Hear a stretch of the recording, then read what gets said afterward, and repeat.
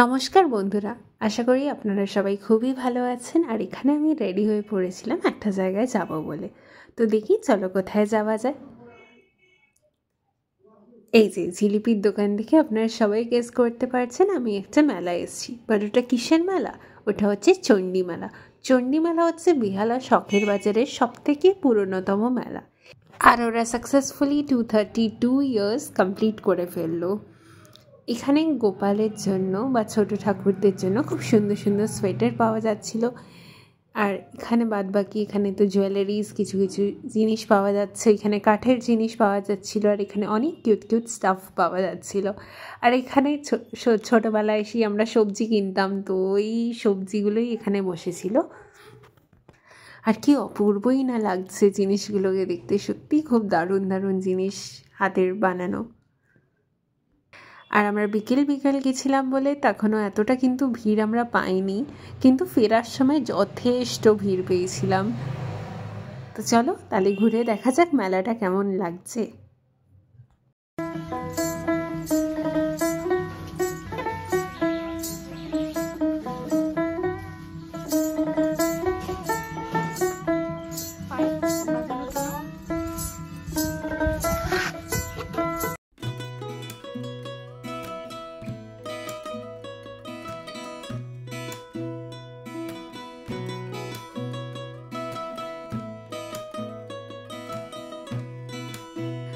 দেখুন এখানে কি সুন্দর সুন্দর কানের দুল পাওয়া যাচ্ছে, আর মাত্র 10 টাকা, যাই নেবেন 10 টাকা। তো এখান থেকে তো আমি মন খুলে কানের দুল কিনলাম। আর কিনেই আমরা চলে গেলাম কাপ প্লেটের দোকানে। মেলায় আসা মানে মেলায় হচ্ছে মাস্ট, কাপ প্লেটের দোকানে মাস্ট। আর এখানে ছোট ছোট অ্যানিমালস পাওয়া যাচ্ছিলো, এগুলো পার পিস 6 টাকা করে, যেখান থেকে আমি 2টো মুরগি কিনলাম, একটা ছাগল কিনলাম আর একটা ক্রোকোডাইল কিনলাম, বিকজ আমার এই ছোটো ছোটো অ্যানিমালসগুলো খুব ভালো লাগে।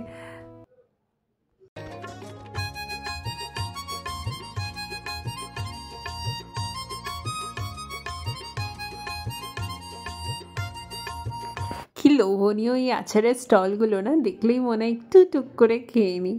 তো যাই হোক, আচারটা তো আর খাওয়া হলো না, তাই দেখতে দেখতে এলাম। আর চারিদিকটা কি সুন্দর লাগছে, কত দিন পরে এই চণ্ডী মেলার জন্য প্রায় 1 বছরের অপেক্ষা। মানে সত্যি বলছি, এই মেলাটা সব থেকে বড় মেলা আমাদের এখানে হয়। আর মানে সব রকমের দোকান এখানে স্টল দেয়, পিঠে পুলি বলো, তারপরে নানান ধরনের আদার্স অনেক স্টল এখানে আছে।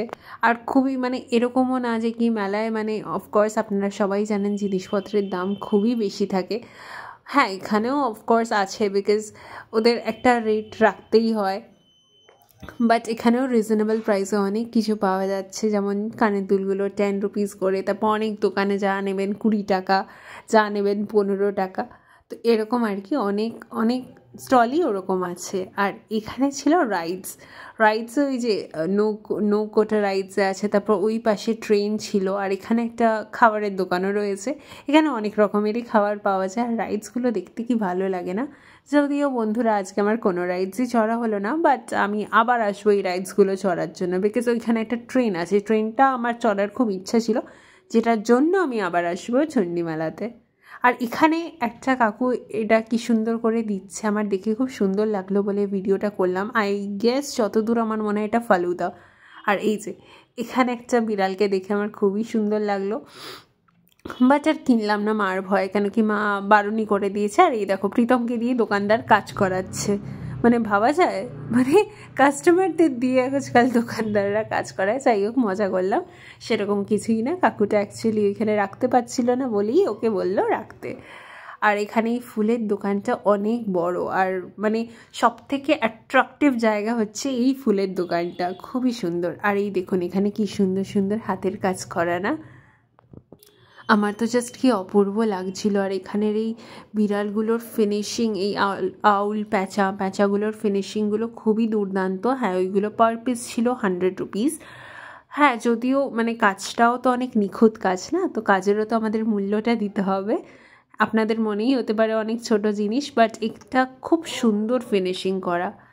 আর এখানে ছিল আপনারা বাড়ির নেম প্লেট লাগাতে পারবেন, মানে মানে কাঠের উপরে আপনাদের চয়েস অনুযায়ী, কাস্টমাইজ অনুযায়ী আপনারা করতে পারবেন জিনিসটা। এটা ছিল চুড়ির দোকান। চুড়ির দোকানটা বেশ ভালো লাগছিল।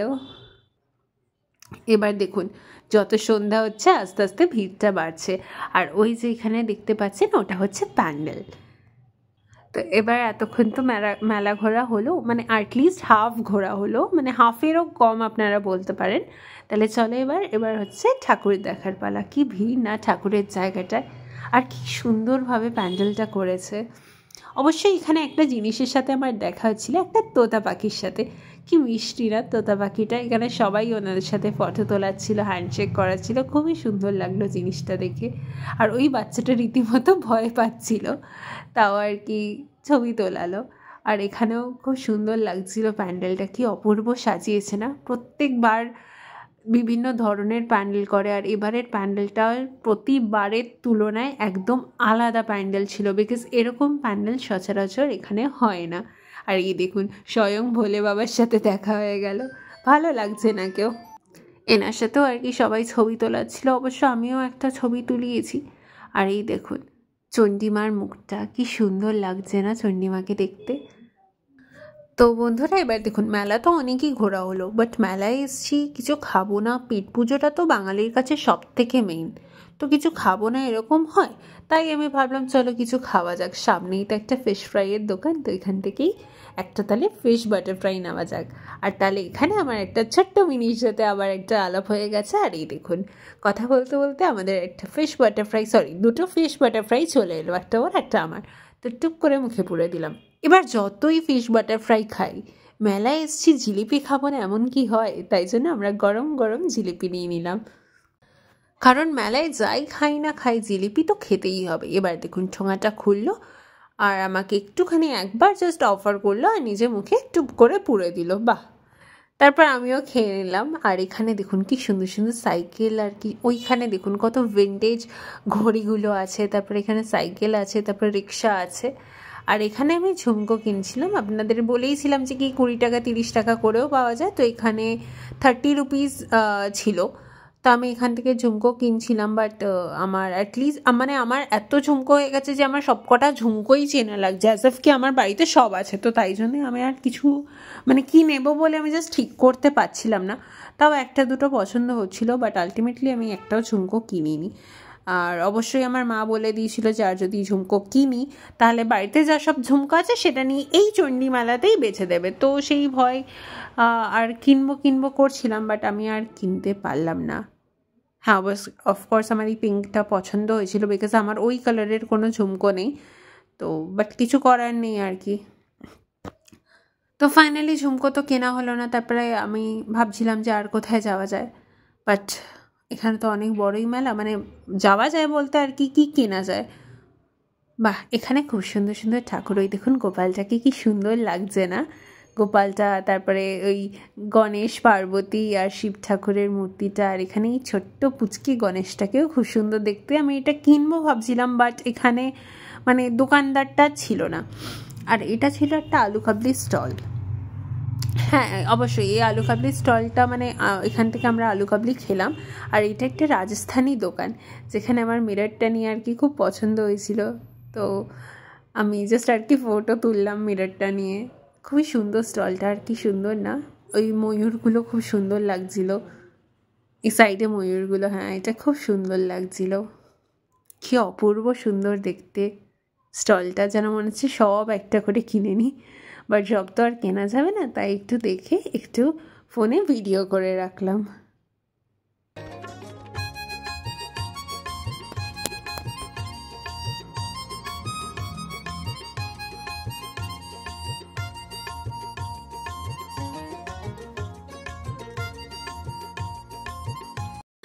আগের যে ভিডিওতে আমি আপনাদের রাইডসগুলো দেখালাম ওটা ছিল বড়দের রাইডস, আর এটা স্পেসিফিক্যালি ছোটদের জন্য রাইডসগুলো করা হয়েছে। এই ট্রেনটা ছোটদের ট্রেন, সেই আগের ট্রেনটা ছিল বড়দের ট্রেন, তারপরে এখানে ছোট ছোট বাচ্চাদের জন্য কার্স আছে, তারপর মিকি মাউস আছে, আর ঠিক জাস্ট অপোজিটে ওদিকে বন্দুক নিয়ে খেলা হচ্ছিলো, তারপর ওইখানে কিছু একটা খেলা হচ্ছিলো। তো চলো বন্ধুরা, আজকে আপাতত ভিডিওটুকু একটুখানি থাকলো, পরে আবার যেদিন চণ্ডী মেলা আসবো আপনাদের সাথে আমি সবটাই শেয়ার করবো এক্সপিরিয়েন্স কেমন লাগলো। তাহলে সবাইকে টাটা, সবাই ভালো থাকবেন, সুস্থ থাকবেন, সাবধানে থাকবেন, দেখা হচ্ছে পরের একটি ভিডিওতে। ধন্যবাদ।